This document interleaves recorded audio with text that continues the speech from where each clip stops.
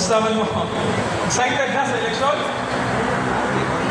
Dagan ka nagtrabaho, no? Ingon nila, ang atong trabaho daw, sa dili pa magsugod ang eleksyon, nagtrabaho na ta, panahon sa eleksyon, grabing trabaho, and even after the election, mo trabaho kung gihapon ta, isip pa na sakop sa sisimpel. Ang ako ang tahas karon, akong ipakita, no, rundown sa gitawag nato og module nga ato ang paggagamiton sa ato ang political education or kanang voters values formation nato. Gamay lang ang context sa module. Sa taas ng panahon, daghan na kaayo tag mga nahatag ng mga values, voters values formation. Sakto dili. O sa may kasagaran natong madunggan sa mga tao. Katong pagkahibalo nimo nga hala hapit naman ang eleksyon. O sa man ang kasagaran reaksyon nga nadunggan nimo sa mga tao. Gawa sa imong reaksyon, laing tao ha, laing tao. Warta na sad, kamang na sad. Lista ko. Ang worst kay kanang ilang giingon nga eleksyon na sad. Voters education na sad. Unsa maura gihapon. Unsa kahay kabakuhan na pud nato ani. In short, mura nag hopeless. Uta na po sila. Ang mga tao kung tungtong na ganing election, maingon dayon, maura man gid gihapon na. Pangutana kuno sa may pulo sa ato ang voters values formation kuno inaana man lang gani ang framework, ang mindset sa mga tao. Or, basi inaana po na kato ang mindset. Posible dili no kay naaman ta karon diri. Or posible po napugos lang kay singon si Father man man dito nga ari ka diri ha. Okay. Mao na ang values voters values formation nato karon ang itungtungan niini mao man ang pag-emphasize sa kung unsa ang kahimtang sa ato ang katawhan. Dili malikayan nga maghisgot gyud ta og sectoral issues. Kay haron pagsilsil sa hunahuna sa mga botante sa ato mga kaigsuonan nga ang pagpili sa ato ang umaabot nga mga lideres sa ato ang nasod dili siya magbase sa kung kinsa ang kusog musayaw, kung kinsa ang kusog kaayo mohatag og kwarta nga dako kaayo, kung dili nagbase siya kung unsa iyang pagtan-aw sa mga nagkalalain nga mga issues sa ato ang katawhan o posible maupod ang ato ang issue or maupod ang ato ang issues. Kung ikaw mamumuo ka, kung nabay kandidato nga nagsulti kabahin sa kanang nga issue, nga imuhang issue, o na ang itungtungan ni ining ato ang values, voters values formation or ang ato ang voters education. Ato din gituluhan og ang Kristohanong botante tigpasiugda sa kausaban sa katilingban. By the way, naara din ko 30 minutes. Naara ko 30 minutes sa paghatag sa rundown ha. Hopefully no sa inyong mga district meeting or panagtapok dito ni mapalauman no og madiscuss. Atong hinumduman always, man nato malikayan, kita pa mga hatag political education kanto, no? Sakto dili. Atong hinumduman always nga crucial kaayo karon ang eleksyon. Karong umaabot Mayo 2025. Nganuman, preparasyon kini para sa sunod nga presidential election. Mao na nga importante kaayo ang political education, importante kaayo ang voters values formation. Nga atis man lang naatay basihanan niya kung ano na ba'y paglambo sa ato ang mga botante. Nga dili lang ordinaryong botante, kundi ni Kristohanong botante pag yun. Kunya kung Kristohanong botante ka, na may kriteriya na. Ug mao na atong gamiton kunya. Okay? Tipasiog ka sa kausaban sa katilingban. Sunod ta. Okay.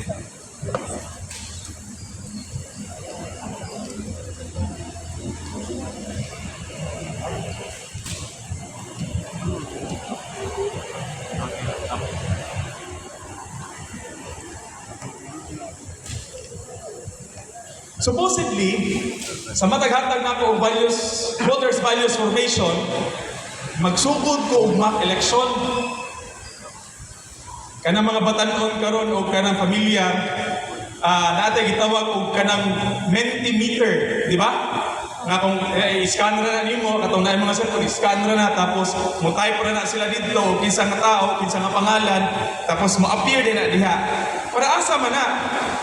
Kada human og values formation, voters values formation, wala man tay igong sihanan, nasabtan ba sa ato ang mga naminaw ang ato ang gihatag nga voters values formation. Wa tay pasihanan ni ana. Sibling nga nag-iyango ra na diha. O kung nakasabot, wa ta kahibalo. Muna importante nga sa pagpili, at least pa lang makita nimo diha nga adunay gamay nga kausaban sa iyang mga desisyon. Human madungog ang imuhang voters education. So dunay sa ako kung ako ang muhatag, dunay mock election before sa paghatag ug after sa paghatag. Okay? Karon din nato na buhaton karon kay 30 minutes naman. So ang module, ang gambalay sa ang framework sa module, gibahin na po siya og tulo, which I think familiar na kaayo mo aning tulo nga framework, no? Si Judge Act. Sa iyo na gyud kaayo hinumduman. Si Judge Act. Sa CE nga part, makita diha masabtan ang kahulugan sa mga isyu sa katilingban ug ang mga epekto niini sa pagpili sa mga leader. Dili gid malikayan ang isyu sa atong katilingban, ang pagpili sa atong mga leader, ikonektar nato dito sa mga isyu sa atong katilingban. Mo may rason nganong nanagan sila. Dili man sila mudugang sa problema sa atong katilingban, kun dili maoy musulbad, apil, magiya, maglid ka nato. Ikaduha, ang judge, no? Pagsusi sa kahimtang sa katilingban ug pag-ila kung kinsa mga leader nga magdala sa tinuod nga pagbago. Diri unya matan-awan nato, malilian nato unsa may tan-aw sa simbahan sa election, sa politika, sa politics. Daghan kayo, masige nagbalik-balik. Separation of church and state, di ba? Sige nagbalik-balik. Ang ngayon bang manggilabot ang simbahan sa dagan karon sa politika? Kinahanglan ba siyang mubarog? So kana mo na ato tan-aw, no? Ug naa na diha sulod sa ato ang kanang gitawag natong module. Sa katapusan ng act, no? Pagbuto nga responsable, pagsunod sa mga prinsipyo sa Kristohanong pagtuo, mo ni akong giingon sa inyo ha. Okay, towards the end of the presentation of the module, makita ninyo diha nga naakoy gibutang anang 5 C's, di ba? Criteria sa pagpili sa mga leader gamit anang 5 C's. Unya samtang natulog ko, nagdamgo bitaw ko. Wala man di kandidato nga moingon nga wala ko anang 5 C's. Silang tanan moingon gyud na ako'y konsensya. Wala kay kandidato nga moingon nga wala ko ana. Usa ana mga 5 C's wala ko ana. Posible kay dungagan pa na nila. So mo na unsa man gid ang atuang basihan sa atuang pagpili. Mo na koy gidugang wala na di ba? Amo na lang iampas ha. Nimbalik ko sa pinaka-basic nga principle nga ato ang gamiton. Mao ang Catholic social teachings.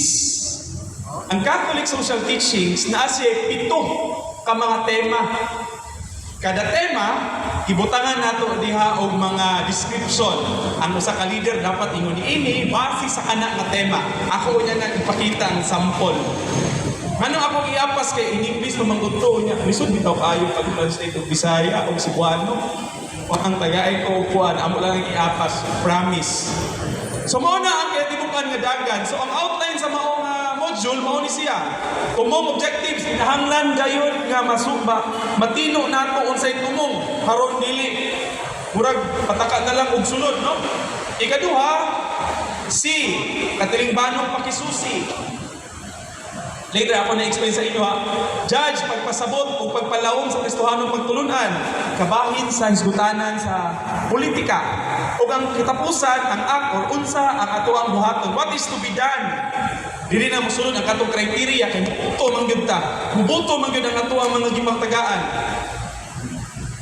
Dili lang kayo na mo ni siya panan ha. Kay rundown naman, no? Rundown naman. Una nga bahin ang katilingbanong pakisusi.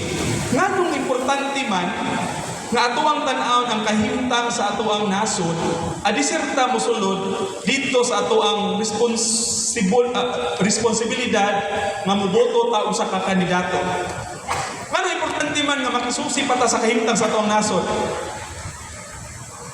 Kay mao man atong basihanan sa atong pagpili. Ingon pabitaw sa Laudato Si. No, ako lang ang Laudato Si paragraph number 17. No, 10. Ingon niya, any philosophical or theological reflection o pamalandong, bisan unsa nga klase nga mga pamalandong, kinahanglan ang kining pamalandong nagabase siya sa konkreto nga konteksto or kahimtang sa tao. Ato ang mga desisyon nagabase siya sa kung unsa ang kahimtang. Dili kay mugna-mugna ala nato ang ato ang mga desisyon ug walay gibasihan nga kahimtang. Mao na nga before ta mosulod sa paghisgot ug unsay kriteriya, hisgutan usa nato ang kahimtang. So dunay duha ka pamaagi niini kung ganahan mong interactive nga discussion or presentation, pwede ninyong tahasan ang mga tao, ang inyong mga participants. Sige daw be, susiho nato ang ato ang katilingban, no? Isulat din ha sa Manila paper kung unsa inyo nakita sa atong katilingban. Unya kung unsa mo gawas, i-appreciate lang, no? Kung puros negative, lawat ta. Ayaw ingon, ikaw no negative na pud kayo ka. Wa jud ka kita positibo. Or kung puro positive, dawat ta pud. No, dawat na po. Ayaw mo na ina nga, ikaw ha, sip-sip kay ka ha, puro binang positive. Ikaw, karon na kay ka.